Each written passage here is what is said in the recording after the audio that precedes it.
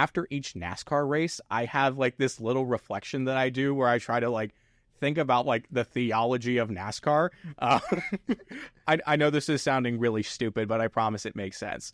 So I'll give you guys an example. So 2 weeks ago, it's a race at Richmond. One of the last laps, there's a wreck, and the guy who was leading the race, Austin Dillon, who was having the race of his career, I'm talking just an absolute dynamite performance from him, was about to be squandered. Because in NASCAR, if you can't finish the race, they'll go into an overtime restart. So they rack back up the field. He gets a terrible restart, and his rival for the race, Joey Logano, passes him, clears him up because he just had a terrible restart, and the race of his career is about to be lost. So in a moment of desperation, he overdrives his car into the turn, and he wrecks out Joey Logano, and then he right rear hooks Denny Hamlin, who's another driver in the race, and then Hamlin gets tagged, his right rear gets hooked, he goes into the wall, smacks it really dang hard, and finishes the race in second. And then Austin Dillon ends up winning the race, does this nasty burnout on the front stretch, just celebrating this win like no one's business. And he ends the interview by saying, "I did what I had to do." Now, for those of you who have no idea what a right rear hook is, it's basically when you take your car, you go into someone's right rear, and then you turn them, and then they smack the wall. NASCAR's cars are not super safe right now.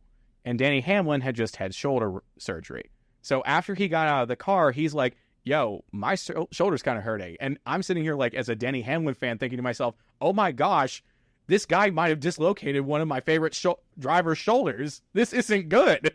So I go to bed a little bit angry, and this is about a day before I have to move into Walsh. So I'm sitting here thinking to myself, I could be reflecting on like everything that I want for the year, but this race is just sticking in my head. So I'm sitting here thinking to myself, okay, instead of trying to worry about like all the different things that are going to be starting with the school year, I want to take a moment and I want to think about NASCAR.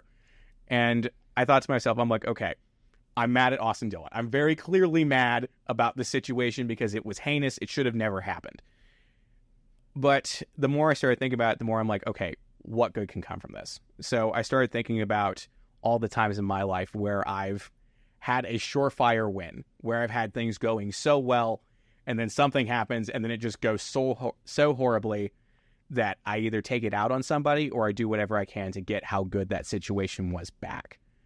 And then the more I started applying it to my life, the more I started realizing, you know, if I was in Austin Dillon's situation, I don't necessarily know if I would have acted a little differently. And, you know, approaching it with that kind of empathy, I don't know. That's what prayer can do. When you genuinely bring up your troubles to Jesus, he can open up your mind to, hey, he is made in the image and likeness of me just as much as you are.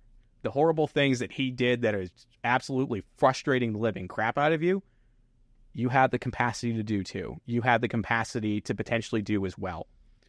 And with my guidance, maybe you won't do it. But even if you have my guidance, you might ignore it. And you might do it anyway. But it's okay. I get it. It's hard. But I love you anyway.